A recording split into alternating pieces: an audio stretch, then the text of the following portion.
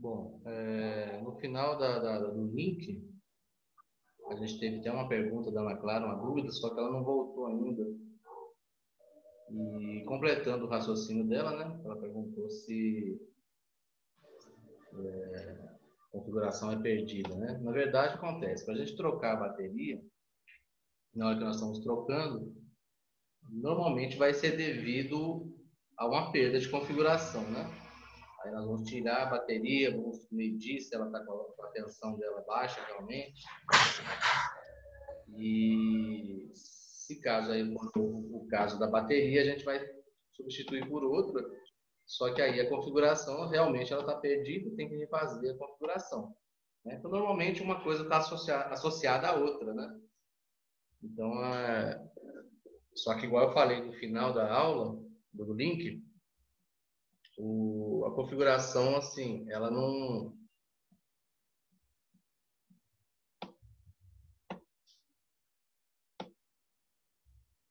Então, igual eu falei no final, né, do link, né, a configuração ela não é difícil, não é complicada, são ajustes pequenos que a gente faz, a não ser que tenha alguma coisa específica que eu ajustei, tem que refazer. Então, não é nada assim complicado demais, né? São coisas que normalmente a gente, como técnico, vai saber mexer, né? E são ajustes rápidos, simples, mas que você ficar mexendo toda vez que ligar o computador, tendo que refazer, né? Não é, não é legal, né? O normal é a bateria ter a tensão ali necessária para ela fazer o papel dela, né? Que é manter essa configuração para a gente, toda vez que ligar o computador está com a sua configuração ajustada e carregue ela toda, né? E faça os testes, não tenha problema nenhum, né? Mas, igual eu falei, né?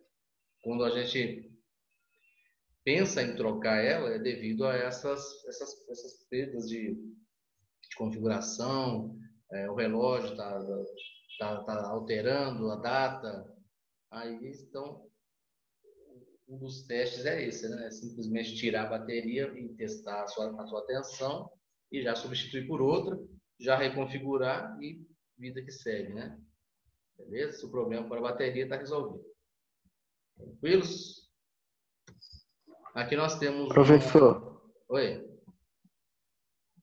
e se por acaso eu testar a bateria estiver com a voltagem certa de 3, que nem você falou, e mesmo assim a Uhum. mensagem continuar, o que pode ser? Aí nós temos que ter uma preocupação, né? A gente tem que começar a tentar fazer outros testes para cercar a falha, né? A próxima dúvida está em relação ao chip, né? O CMOS, a memória RAM, né? Aí Assim, a gente pode tentar testar ele em relação à tensão, modificar a configuração, para ver se é ele no total ou alguma configuração. A gente vai tentar cercar a falha, né? Agora, se for realmente esse CMOS, essa memória RAM, existe duas possibilidades. Uma atualização, né? Tem como atualizar o software dela. Não é simples, mas tem como fazer uma atualização dela. Ou até mesmo, infelizmente, aí a troca da placa-mãe, né? Então, aí já é uma situação entendi, mais delicada um pouco, se caso não for a bateria, né? Certo? entendi. A gente vai ter uma aula para falar um pouquinho sobre esse upgrade da BIOS, né? Essa atualização da BIOS. Isso aí é uma coisa que acaba acontecendo também, né? Só que aí, assim, o ajuste dessa atualização, ela tem que ser feita com cuidado também, que pode afetar outros dispositivos da placa-mãe, né? Então é algo que tem que ser bem com cuidado mesmo. Então, vamos lá, dando sequência aqui. Algumas mensagens, né, de falha, algumas mensagens de erro que pode acontecer, né, na hora que eu ligo o computador e as suas mensagens, né? Erro de soma de verificação, erro de leitura do CMOS, problema na carga da bateria, está fraca. Aí, no caso, a gente tem que conferir realmente. Ah, outro detalhe, tá, gente? Que acaba matando muita gente aí, muito técnico. O soquete da bateria, igual vocês estão vendo aí, ó. Carga de bateria fraca. Às vezes pode acontecer do soquete, ele está com um contato ruim, né? Aí eu coloco lá a bateria e o soquete não consegue pegar essa carga da bateria, né? E eu tiro a bateria e utilizo o multímetro, a bateria está nova, está com os 3 volts, mas lá no soquete ele não reconhece, né, o soquetezinho. Aí esse soquetezinho da placa pode estar com problema e eu achando que é a placa-mãe, né? Que é o chip CMOS, né? A memória ROM. Então é outra coisa, tá vendo? Isso que eu falei com você agora, eu não sei se foi quem me perguntou aí. A gente tem que cercar, né? A gente vai ter que ter um olho clínico, né? E pensar todas as possibilidades e ir cercando as falhas, né? E cercando os erros. No último caso, você condenar a placa-mãe, né? Que aí é o pior, né? Mas aí tem que ter um olho clínico mesmo, tem que ir bem com calma, ir testando, ir pensando, né? Tem que ter um autoteste, um teste aí bem clínico mesmo. O que mais nós temos de erro aí? Ó? Opções de CMS não definidas, né? Às vezes são configurações faltando a ser ajustadas, né? É dar mensagem e a hora e a data não estão definidas, tá? A gente pode dar uma mensagem dessas. São mensagens que, algumas delas, né? Que a gente pode deparar aí ao ligar o computador e ele parar naquela tela preta antes da BIOS autorizar, né? O carregamento do sistema operacional. Beleza? Alguém mais quer tirar alguma dúvida, alguma pergunta em relação à bateria? Como eu falei com vocês, a gente vai voltar a estudar a bateria, né? Para a gente fazer teste nela, para a gente tirar e colocar, né? Vou mostrar essas partes todas aí. Ok? Beleza. Agora vamos falar um pouquinho sobre as placas, né, gente? As placas de expansão. Tá? As placas de expansão, assim como todos os dispositivos, né, periféricos, ela é um componente que precisa estar ligado à placa-mãe, precisa ter a comunicação com a placa-mãe, certo? E ela, conhecida também como placa controladora, né? Placa de expansão, placa controladora. É uma parte do hardware, né? Faz parte do hardware do computador. E a função dela é justamente comandar outras partes da máquina. Ah, mas como assim outras partes? Dependendo da função de cada uma delas, né? Uma delas vai dar o comando para o monitor de vídeo, a outra vai compartilhar dados e informações com outros equipamentos, a outra vai dar vida lá para o microfone, para a webcam, para caixa de som, né? E aí vai. E ela pode ser utilizada então para quê? Para ampliar a quantidade de periféricos, que é outra situação também que a gente pode precisar, né? Mais à frente aqui eu vou mostrar o porquê dessa colocação aí, né? E sempre o quê? Periféricos, né? Conectados ao computador. Ok? Então, normalmente, essa placa de expansão ela é conectada na placa-mãe. Normalmente não, né? Sempre, praticamente. A placa de expansão ela é conectada na placa-mãe. Aí fala normalmente porque a gente pode utilizar um outro recurso sem precisar da placa de expansão, né? Eu vou chegar a falar com vocês também aqui. E essas placas de expansão, elas são encaixadas em slots, tá? Apropriados de acordo com o barramento relativo à placa. Tá? Então, o que seria isso? Slots são umas fendas, né, que tem na placa-mãe, vou mostrar mais à frente aqui. E as placas de expansão elas vão ser encaixadas nesses slots, diretamente na placa-mãe. Né? E as conexões da placa de expansão, na hora que a placa-mãe está encaixada, lá parafusada no gabinete, as conexões dessas placas de expansão elas vão sair na parte traseira do gabinete. Né? Depois de tudo encaixado direitinho. E essas placas de expansão como está encaixada na placa-mãe, com saída para fora do gabinete, né? Aqui nós temos algumas placas de expansão. Uma delas é a placa de som. Tá? Então, a placa de som é um dispositivo de hardware que envia e recebe sinais o quê? Como o nome já diz, né? Placa de som está relacionada a som, né? Entre equipamentos de som e um computador. Então, tudo que for relacionado a som e eu quiser expandir esse recurso em meu computador, eu vou interligar esse dispositivo de som com o computador, fazer essa comunicação entre os dois através de quem? Através da placa de som. Tá? Então, aqui nós temos um exemplo, né, um modelo de placa de som. Normalmente já tem esses furos, né, com as cores já de acordo com cada função relacionada a som. A gente vai aprender mais à frente isso, não vai ser hoje. E aqui nós temos o barramento, que é justamente aonde encaixa no slot.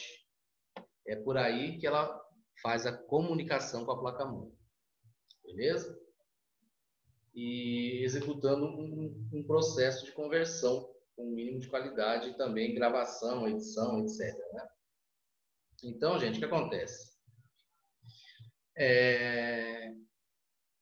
Não, eu vou deixar isso aqui, vou chegar mais para frente ali, eu volto nesse assunto também.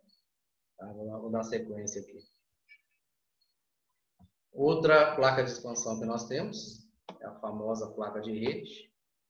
Ok? Mesma coisa aqui, ó, conexão de rede, ó, RJ45, conexão de rede. Tem o barramento também, para fazer a comunicação, né, com a placa-mãe. Essa conexão aqui de RJ45 fica para fora do gabinete. Beleza? E a placa de rede, ela é o quê? É um hardware responsável pela comunicação entre os computadores em uma rede. É ela que faz essa tarefa, né, de compartilhar. Né? Compartilhar softwares, compartilhar recursos, né? Compartilhar arquivos, compartilhar dispositivos. É ela que faz essa conversa entre computadores, esse compartilhamento. Tá? E ela também é bastante utilizada, né? Em relação à internet. Né? Então, nós podemos utilizar ela como compartilhamento interno, que é a famosa intranet, né? A rede interna. E podemos fazer também o compartilhamento, né, o acesso à rede externa, né, à rede mundial, que é a internet, né, através dela que a gente acessa a internet. Beleza? A gente está compartilhando informações do mundo e para o mundo, né, através da internet, redes sociais, etc. Tá? Então, a sua função é controlar todo o envio e recebimento de dados através da rede. A função dessa plaquinha aí, essa placa de expansão, que é a placa de rede. E aqui fala sobre cada arquitetura de rede, exige né, um tipo de placa. Isso aí já está relacionado a uma outra área da informática, né? Está muito ligado assim, à manutenção de computador, que é a rede de computadores. Né? Aí existem diversas topologias de rede, cada uma exige um determinado tipo de equipamento, né? E aí vai, né? Que não é o momento, não é o assunto agora. Dando sequência aqui, nós temos a placa de vídeo, outra placa também bastante utilizada para o recurso em placa de expansão, né? Que ela é conhecida também como aceleradora gráfica, tá? Placa de vídeo, aceleradora. É um componente que o computador envia sinais para o monitor, então são sinais gráficos, né, gente? Ok?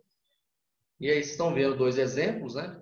É muito simples o entendimento disso. Depois eu vou mostrar para vocês o porquê, né, da utilização dessas placas de expansão, porque hoje em dia os computadores eles praticamente têm todos os recursos, tá, gente? Dando sequência aqui, nós temos outras placas de expansão, como exemplo, aqui uma placa wireless, que nada mais é do que uma placa de rede mesmo, porém com sinal para sinal Wi-Fi, né, que seria a rede sem fio, certo?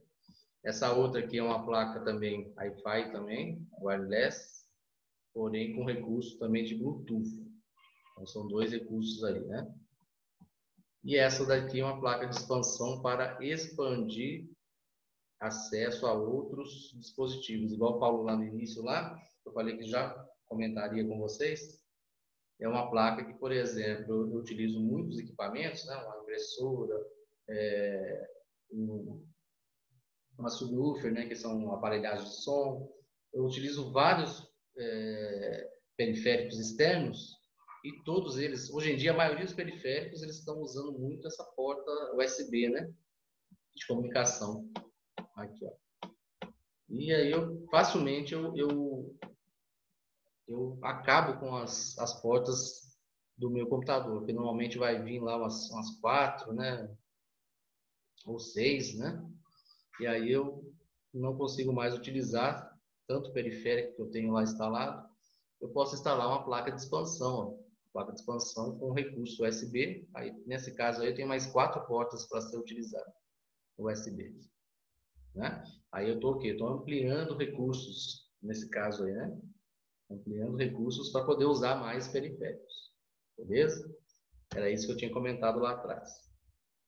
E, como nós estamos falando de placas, né, placas de expansão, aí nós temos os slots de expansão, que é justamente o encaixe dessas placas. E esses slots estão localizados na placa-mãe. Olha só para vocês verem ali. Ó. Então, o slot de expansão refere-se a qualquer um, tá, gente? Qualquer um dos slots da placa-mãe. Ok? Que pode conter uma placa de expansão encaixada. Ou até mesmo não, né? Para expandir a funcionalidade do computador. E aí pode ser, hoje, normalmente é placa de vídeo, placa de rede, né? Ou placa de som. Certo? Aqui os modelos aqui, ó, exemplos, né? Slots, vocês podem ver que tem vários diferentes, né? A gente já vai falar um pouquinho sobre isso. Slot. Aqui tem uma foto já da placa encaixada, só que fora do gabinete, né? Só para teste mesmo. Olha lá. Como ela fica encaixada no slot. Beleza? Aqui já está no gabinete, ó. A placa-mãe está encaixada na parte lateral do gabinete. O gabinete está de pé aqui, ó. Então a placa, praticamente, ela está na lateral do gabinete. E a placa de expansão encaixada com a saída dela para a parte traseira do gabinete. Tá? E a placa de expansão conversando com a placa-mãe através do seu barramento encaixado no slot da placa-mãe. Aí ela conversa com a placa-mãe. Beleza? Aqui, ó. Então, ao longo dos anos, né, existiu, né, ou existe ainda, vários tipos de slots de expansão. Né? Aqui nós temos algum deles. Ó. O PCI é um dos mais antigos hoje, que ainda existe ainda. Tá? O PCI seria esse cara aqui, ó. PCI. O AGP, ele existiu por um tempo. Tá? O AGP ele era usado para aceleradoras gráficas, era específico para elas, não tem mais. Esses dois aqui, quando surgiu o modem, tá? O modem para... na verdade, ele era praticamente um slot que usava recursos da própria placa-mãe. Então, ele era uma placa de expansão meio que falsa, né? Ela praticamente usava os recursos da própria placa-mãe, mas eu encaixava uma plaquinha. Então, por isso que foi considerado um slot de expansão. E era para antigamente os modems, que dava acesso discado à internet. Tá? Foi usado muito esse AMR, CNR. Aí tivemos o ISA, EISA e VESA. Esses aqui são antigos. Esses não existem mais. Então, praticamente todos que nós estamos falando aqui, ó, somente o PCI ainda é utilizado. Tá? Os outros aí já não são mais. E hoje em dia, nós temos o que é popular, né, que está tomando conta, é o PCI Express. PCIe. Tá? Enquanto alguns computadores mais novos ainda têm slots PCI, esse AGP aqui eu já não vejo mais, mas né? O PCI ainda tem. O PCI tem e o PCI Express basicamente está substituindo tudo, né? As tecnologias mais antigas, certo? Só que aí nós temos, igual vocês estão vendo aqui na foto, nós temos PCI Express 1, PCI Express 4, aí eles evoluem assim, nessa velocidade aí, ó. Esse X1, X4, X8 está relacionado à comunicação, velocidade do seu barramento de comunicação. PCI 16. O PCI 16 é mais utilizado para aceleradoras gráficas, né, que são as placas de vídeo. Tá? Substituiu justamente o AGP. Ok? Então é isso, né, gente? A gente vai entrar em detalhes nessa comunicação dos slots para saber a quantidade de bits, né, de comunicação com a placa-mãe. A gente vai falar sobre isso, esse assunto, mais na hora que for estudar eles a fundo mesmo, né? Hoje é só para a gente saber que eles existem, né, e a função de cada um deles. Ok? Aqui outros exemplos. Ó. Essa placa lá, aqui de cima, ó, tem os PCI e tem os antigos. Eles são os ISA. Isso aqui já não utilizam mais. Então é uma placa antiga, né? Uma placa-mãe antiga, essa de cima. Beleza? Aqui essa outra aqui do lado, que tem os vermelhos. Ó. Isso aqui é tudo PCI. Esses três aqui são PCI. E tem dois PCI Express 1.0 e um 16 aqui, ó. PCI Express. Tá? E é isso aí, gente. Alguém quer perguntar alguma coisa? Alguma dúvida? Né? Então a gente vai entrar em detalhes nesse estudo aí, sobre cada PCI, cada slot, PCI Express, são vários, né? Então a gente vai conversar a respeito deles. Pode ficar tranquilos, tá? Isso aí é só para a gente conhecer a princípio aí, né? Que eles existem, que os slots fazem a comunicação das placas de expansão com a placa-mãe e que são vários, né? Como vocês estão vendo aí, existiu uma evolução também, né? Uma evolução aí pela fase. Aí chegou onde eu quero agora desvendar o porquê utilizar a placa de expansão, né? Pelo seguinte fato, gente, essa pergunta ela tem que existir por causa disso aqui, ó. Hoje em dia, a placa on-board, né, que significa na placa, hoje em dia não, né? Tem um bom tempo já, passou a comandar o mercado, né? Que ajuda e muito a diminuir o custo do equipamento, né? Porque praticamente todos os recursos, ó, olha aqui, ó, todos os recursos utilizando a própria placa-mãe. Aí evita de eu ter outras placas, né? Uma placa de expansão. Né? Olha aqui também. Aqui está. Isso aqui é tudo recurso on-board. Se a gente for olhar aqui, nós temos placa de vídeo aqui, ó. Vídeo não, desculpa. Placa de som, né? Aqui as conexões coloridas, né? Placa de som. A placa de vídeo que está aqui embaixo, ó. Certo? Temos aqui a placa de rede, ó. As USB, né? 4 USB. Temos uma porta paralela aqui para impressora. Tudo on-board, usando o recurso da placa-mãe. Certo? Mas se vocês forem olhar, toda a placa-mãe também vai continuar tendo lá os slots de expansão. Tá lá o slot, ó. Se precisar, aqui, ó. Tem slot de expansão também. Tá? Além da placa-mãe ela ser on-board, ela ter os recursos embutidos na placa, eu posso utilizar a placa de expansão. Eu posso, aí que vem o termo, né? On-board, off-board. On-board são recursos vindos da placa-mãe. Off-board é na hora que eu começo a utilizar uma placa de expansão. Se eu utilizo uma placa de expansão, aquele recurso ele passa a ser o quê? Off-board. Beleza? Que é o caso, então. Então, gente, quando você ouve falar que um computador é on-board, né, quer dizer que a sua placa-mãe tem um ou mais recursos o quê? Integrados. Dispositivos integrados na própria placa-mãe. Tá? Os quais podem incluir a placa de vídeo, placa de som, rede, né? Entre outros aí. Certo? Mas, gente, o que acontece? Aqui, ó, mais outro exemplo aqui.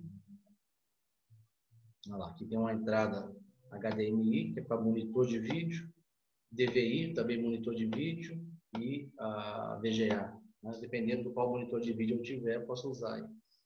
USB, tem 4 USB aqui também, placa de rede, ó, placa de som, e lá está os slots. Ó. Tem 2 slots PCI, e esse pretinho que vocês estão vendo aqui é o AGP, né, que já está praticamente extinto, né, por causa do PCI Express 16. Então é isso aí. Né? Não deixa de ter os slots de expansão. Olha lá. Aí está mostrando aonde que fica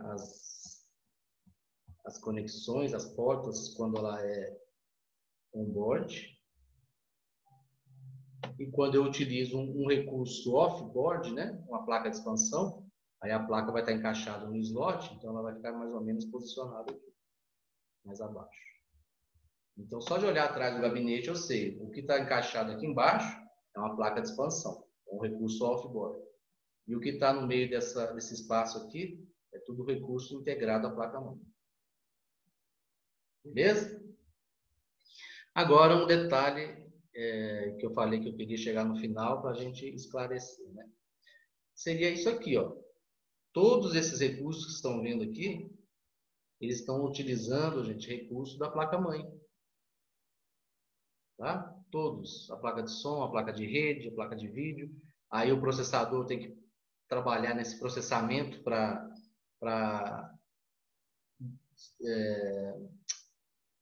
sinais sonoros, sinais gráficos, né? Sinais de compartilhamento. Tem que trabalhar com a memória junto da placa-mãe. Então, o que acontece? O recurso on-board, ele é mais barato, é mais economicamente falando, é mais viável. Só que olha como que a placa-mãe ela tem que trabalhar, né, gente? Como que os componentes eles tem que dividir muito os recursos, né? Os acessos, a comunicação, a troca de informações, tudo a placa-mãe tem que trabalhar junto com o processador e a memória RAM do computador, né? Então, vocês conseguiram notar a diferença? Por exemplo, eu chegar aqui e pegar aqui, ó, uma placa de vídeo. A placa de vídeo ela tem a VGA dela, DVI, saída para TV, ou até mesmo HDMI. A placa aceleradora gráfica, ela vai ter aqui embutido nela, ela vai ter a sua memória, tá? Sem usar a memória RAM. Vai ter o seu próprio processador gráfico, sem fazer com que o processador sobrecarregue em relação à placa de vídeo. Né? Então, deu para perceber a diferença entre o recurso on-board e o recurso off-board. Economicamente falando, é bom, é viável, mas em questão de utilização do equipamento, né, vai sobrecarregar muito a placa-mãe. E principalmente se eu precisar de uma aceleradora gráfica, porque eu vou ter recursos gráficos pesados no computador que eu vou utilizar, aí, gente, é imprescindível vocês passarem com aceleradora gráfica. Né? Senão o computador de vocês vai ficar travado o tempo todo, vai trabalhar travando, aquele soco, porque ele não está aguentando trabalhar com a memória RAM para a aceleradora gráfica e para todos os outros recursos do computador. Né? Então, isso é um exemplo de a necessidade de eu sair do on-board, integrado lá da placa, para um recurso off-board através de uma placa de expansão. Né? A placa de vídeo é uma das principais. A placa de rede. Se, por exemplo, a minha placa-mãe tem só uma entrada RJ45 on-board, e eu preciso de mais recursos, ou seja, eu preciso de mais conexões de rede para mim ter acesso à internet e a outra plaquinha eu compartilhar, fazer um compartilhamento de recursos. Então, eu preciso de duas. Eu tenho só uma lá on-board, certamente eu vou precisar de uma placa de expansão de rede off-board. Alguém quis falar alguma coisa aí? Não, né? Então, aí eu preciso de mais placas de rede. Então, aí eu vou ser obrigado a instalar uma off-board, uma placa de expansão de rede, né? Para mim usar mais de uma. Tá? E a placa de som, mesma situação da placa de vídeo, né? Olha só para vocês verem aqui, ó. Essa placa de som aqui, ó. Ela tem um chip sonoro aqui, ó. Praticamente um processador para ela aqui, ó. Ela vai ter a sua memória, né? O barramento é usado só, única, exclusivamente, só para conversar com a placa-mãe. Para a memória RAM e o processador da placa-mãe enviar todos os recursos de som para ela. Aí ela se vira, ela que faz todo o processamento, né? E o envio para os dispositivos, certo? Então, ela tira o peso, ela tira toda a função da placa-mãe em se preocupar com os efeitos de sinais sonoros, beleza? Então, você tira um recurso da placa-mãe para a placa de expansão trabalhar em cima disso, né? Então, é bem melhor também, né, gente? Então, só que aí depende muito da situação, né? Igual eu falo, por exemplo, você tem um computador em casa para você trabalhar com funções de escritório, né? Um editor de texto, uma planilha.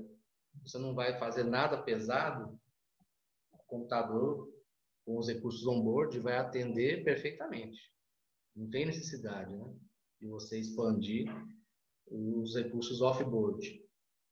Você expande os recursos off-board quando você trabalha com algo específico relacionado a som. Aí a placa de som é importante, né? Se tem alguma atividade no computador que você faz para edição de som, gravação de som, né? Você utiliza softwares, aplicativos pesados de som para trabalhar, né? Aí é diferente. Mesma coisa de vídeo, né? E é isso aí, gente. Então, alguém quer fazer alguma pergunta, tirar alguma dúvida? Que aí nós passamos mais uma quantidade de recursos aí, internos aí da placa-mãe, tá? E vamos, acho que na próxima aula a gente encerra e já começa a estudar já um por um aí, aprofundado, né? E mostrar também os encaixes, né, direitinho, tá? Nós acabamos então essa parte da bateria, placa de expansão, slots de expansão, memória RAM, né? Processador e a memória secundária, né? O HD e os outros dispositivos aí de armazenamento. Beleza? Então, igual eu falei com vocês, essa aula de hoje vai gerar mais um formulário, né? Para a gente corrigir no início da próxima aula. E já continuamos com a matéria aí. Tem mais alguns dispositivos apenas para mostrar, para a gente começar a estudar cada um deles. Beleza? Gente, uma boa semana a todos, um bom final de semana a todos. Tá? Ninguém quer fazer nenhuma pergunta mesmo, não? Tá tranquilo aí todo mundo? Professor, Hum, em relação ao formulário, ele é enviado pelo grupo, né? isso, vou mandar no grupo os dois vídeos, né? Que são dois vídeos da aula de hoje. A gente grava, né, as duas partes. Aí toda aula eu mando o vídeo com a gravação, se quiser assistir novamente, né, para poder responder o formulário. E junto vai o formulário também, para responder. Ah, sim, entendi. Beleza? Então, beleza, gente. Então, um bom final de semana a todos aí. Um grande abraço. Até a próxima.